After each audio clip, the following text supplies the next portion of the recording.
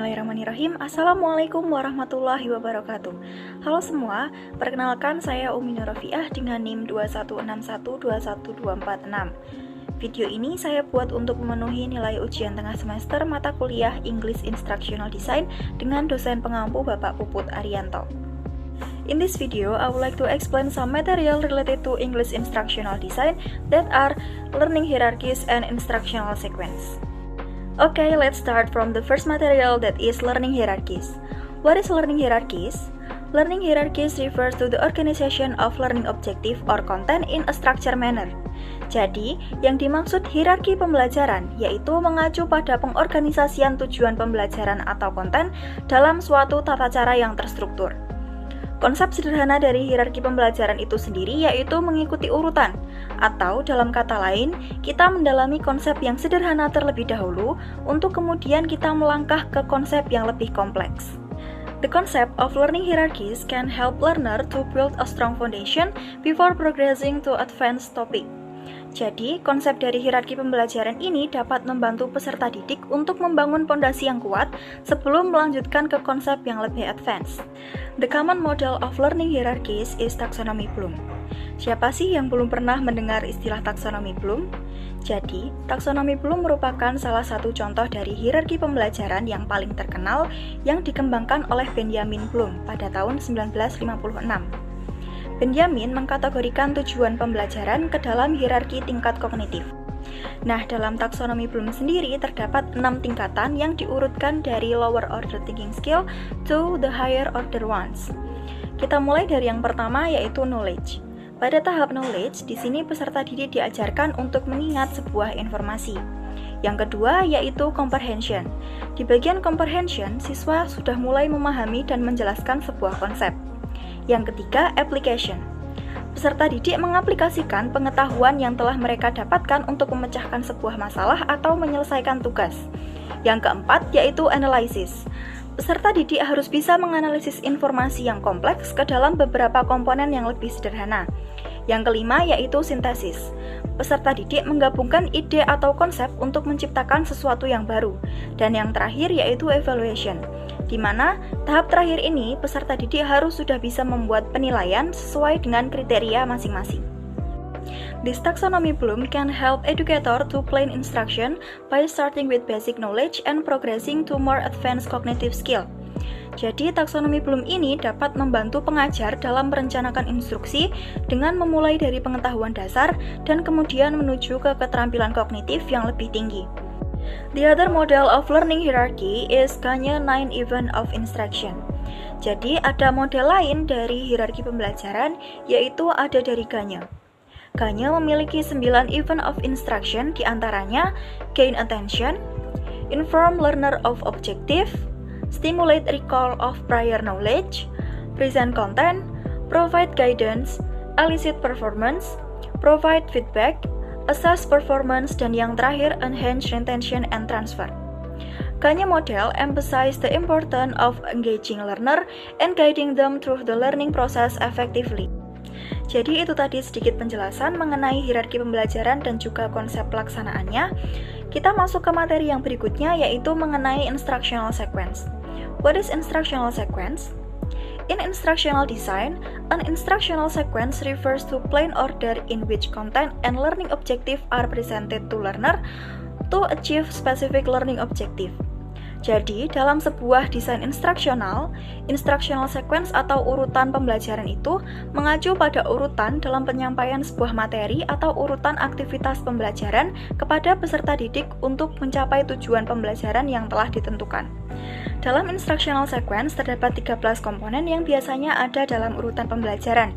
Yang pertama yaitu introduction atau pengantar. Pada bagian introduction ini, pengajar memberikan pengantar yang menarik tentang topik yang akan disampaikan.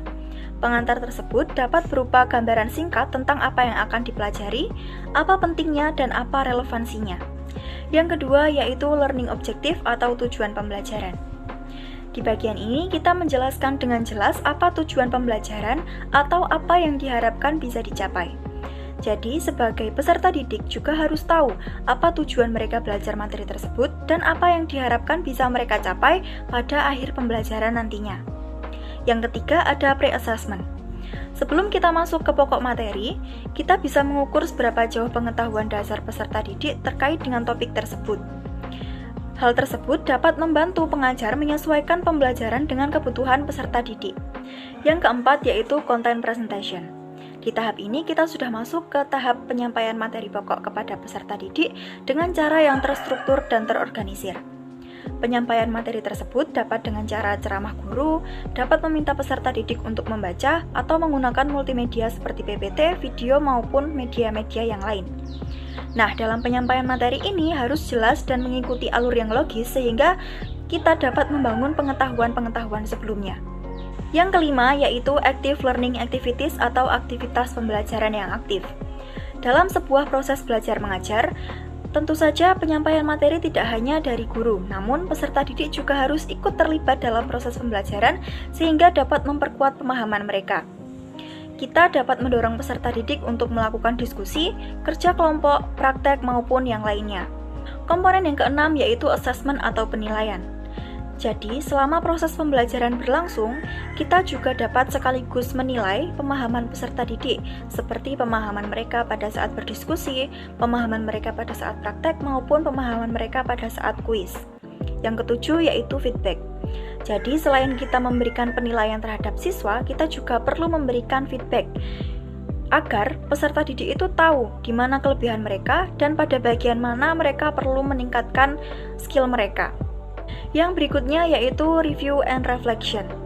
Di bagian ini kita mengulas inti dari materi yang kita sampaikan dan juga mendorong peserta didik untuk merenungkan apa yang telah mereka pelajari guna memperkuat retensi. Yang kesembilan yaitu summary.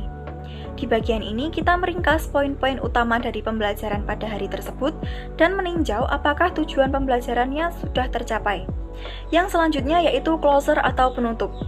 Di bagian penutup, kita tidak hanya menutup pembelajaran dengan salam, namun kita juga bisa memperkenalkan materi yang akan disampaikan di sesi berikutnya agar peserta didik memiliki gambaran dan bisa belajar terlebih dahulu di rumah agar pada saat materi tersebut disampaikan, peserta didik telah mengetahui pengetahuan-pengetahuan dasarnya. Yang ke-11 yaitu homework. Kita juga bisa memberikan tugas rumah kepada peserta didik untuk memperdalam pemahaman mereka terkait materi yang telah disampaikan. Yang selanjutnya yaitu post-assessment. Setelah kita menyelesaikan semua urutan pembelajaran, kita perlu memberikan post-assessment untuk mengukur pemahaman peserta didik, sekaligus mengetahui seberapa jauh peserta didik telah mencapai tujuan pembelajaran. Dan yang terakhir yaitu follow-up and application.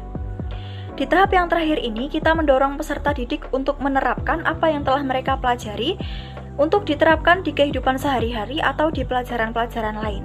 The specific design and organization of the instructional sequence will vary depending on subject matter, the audience, and the educational goals.